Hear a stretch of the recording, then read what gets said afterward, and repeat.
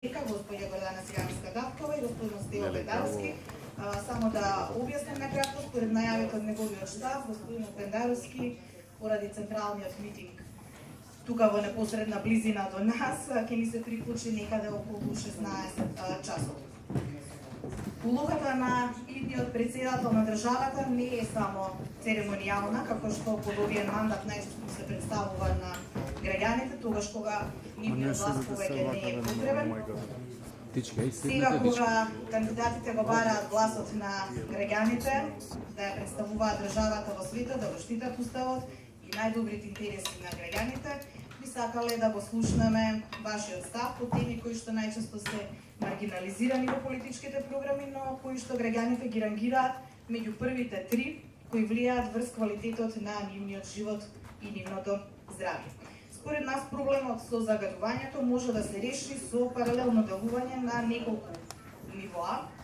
Пред се законодавството, значи со носење на нови или корекција на веќе постоечките закони, кои сега или го ограничуваат или недобро ги дефинираат ингеренциите по имите и оставаат еден простор, една сива зона за неизвршување и неделување.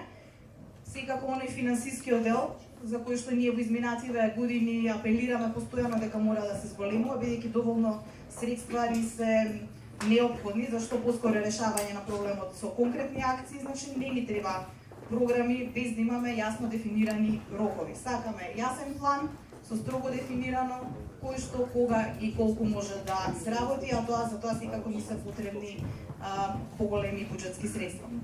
Максимално посветена власт и институции, и тука пред се секако мислиме и на председателот на државата, кои ако покажа дека имаат вистинска волја. Добар ден.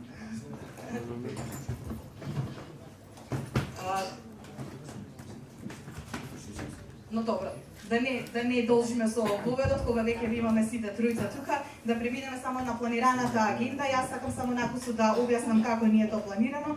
Ќе погледнеме две куси презентации од нашите партнери, член 1 Институт за глобални политики и право и Здрава Котлина, пошто председателските кандидати поединечно ќе одговараат на прашања кои како ОДВА иницијатива им ги доставивме, прашања кои до нас ги доставија нашите партнери и соработници од други граѓански здруженја, кои исто така се посветени на животната средина и секако доколку ни дозволи времето, прашања од медиумите и публиката. Не би сакале да го мериме времето, се надеваме на концизни одговори, доколку можете да се движите во временска рамка од 2 до 3 минути и најмногу 1 минута за поставување на прашања. Татјана, повеќе.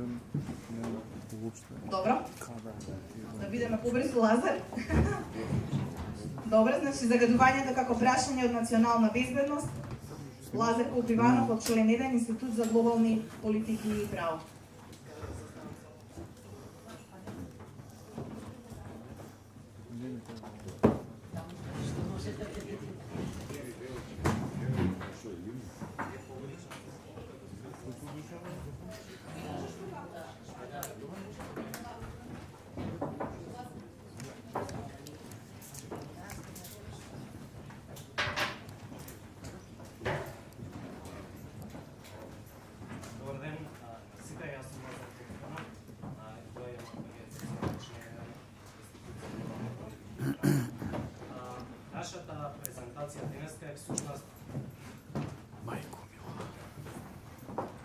Нашата презентација денеска е всушност една кратка презентација на основа на труд кој што јас заедно со колешката Марија Мирчевска го напишавме во 2018 година. Насловот на тој труд е загадувањето во Македонија и Косово треба да се третира како прашање од национална безбедност.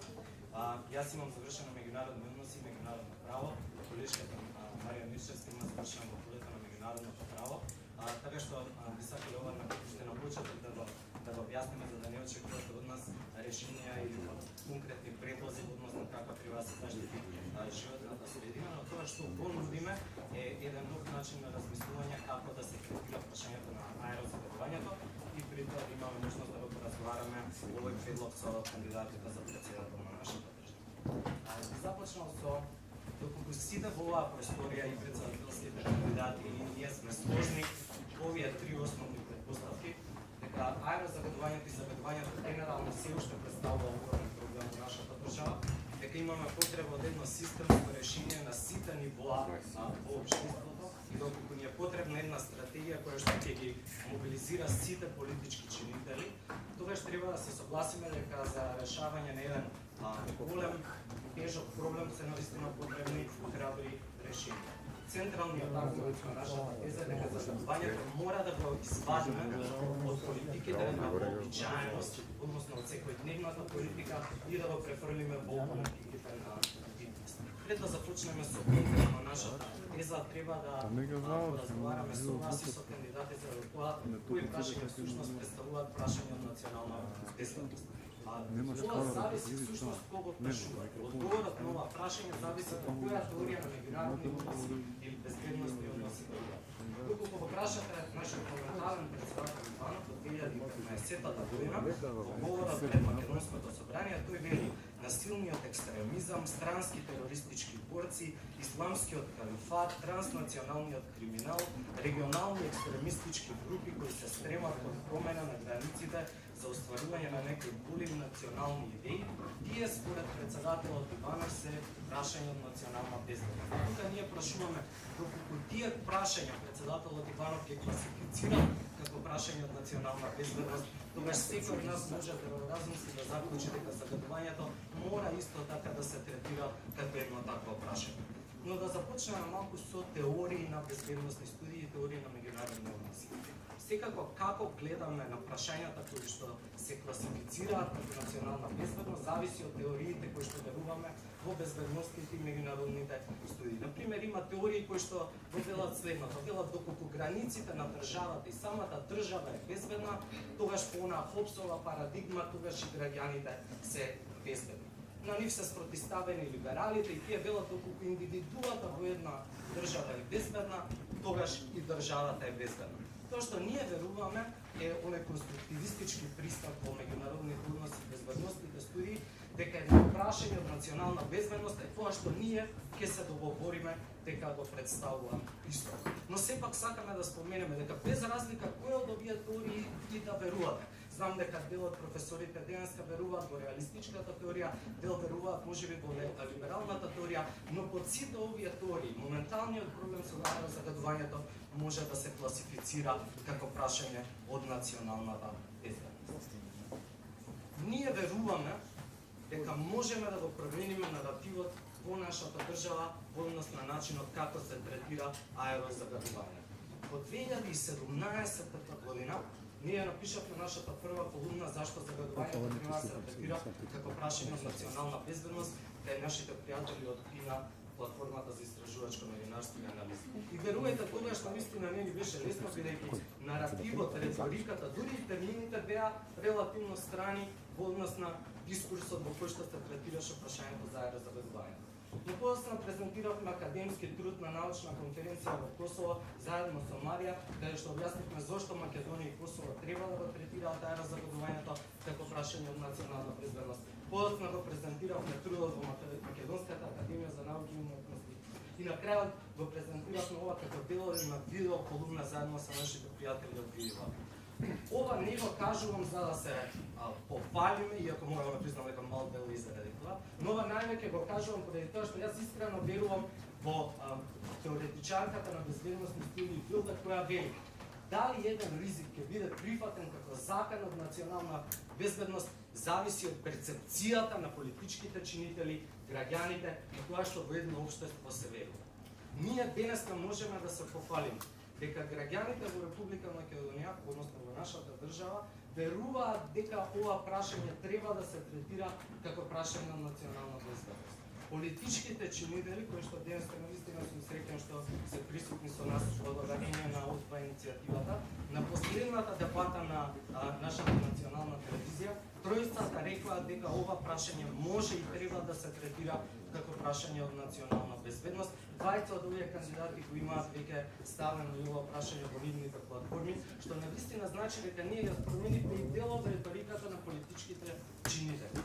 Финално, во стратешките документи на нашата држава веќе има основа ова прашање да се третира како прашање на националната безбедност, бидејќи во стратешките документи на нашата држава заштитата на животната средина, односно деградацијата на животна средина може да се третира како еден проблем од национално значење. Финално ние испративме на отворено писмо од член 1 до председателските кандидати, кој може да забележите во втората точка е токму прашањето за националната безбедност. Останатите се уште ги немаме одговорено, но денеска не е трибината, затоа ја имате сите на вашите мејлови. Финално, генералното прашање што може председателот, всушност, односно председателката на нашата држава да направи ова прашање. Тука имаме неколку конкретни активности. Примерно, во Советот на безбедност, составот на Советот на безбедност може да ја рефлектира оваа реалност. Односно, во Советот на безбедност може да постои една личност која што ќе дојде од секторот на заштита на животната средина. Второ, Советот на безбедност може и треба често на седниците на Советот на безбедност да го става загадувањето како прашање за анализа. Второ, председателот, односно председателката на нашата држава може да лобира во стратешките документи ова прашање да стане дел од националната легислатива. Трето, председателот или председателката на оваа држава, на нашата држава може да биде гласот на граѓаните во однос на ова прашање. Односно, следниот пат кога ќе имаме нов мајчин дом или пак нов гасовод низводно, токму председателот може да го земе централното место и да разговара на оваа тема. Финално, председателот може да инициира регионална соработка, председателот може да ја повика армијата да по некоја одредена мерка реагира по однос на некој прашање и така натаму. Финално, примерот кој што ние мислиме дека треба да биде инспиративен за председателските кандидати, треба да биде начинот на кој што администрацијата на председателот Обама да ги третираше климатските промени. Го споделувам овој пример, а не примерот на Трамп како тој ја класифицира заканата од имигранти на нивната јужна граница, поради тоа што ние во член 1 не веруваме дека ова прашање треба да се третира, односно дека председателот треба да активира военна состојба, но тоа е друго прашање кој што во иницијативата го потекна и не е денеска, мислам, времето да дебатираме за тоа. Така што начинот на кој што председателот Обама и неговата администрација ги третира климатските промени беше на начин да Пентагон во нивните стратешки документи ги класифицираше овие закани како закани за национална безбедност и самата реторика на политичките чинители го третира овој програм на тој начин.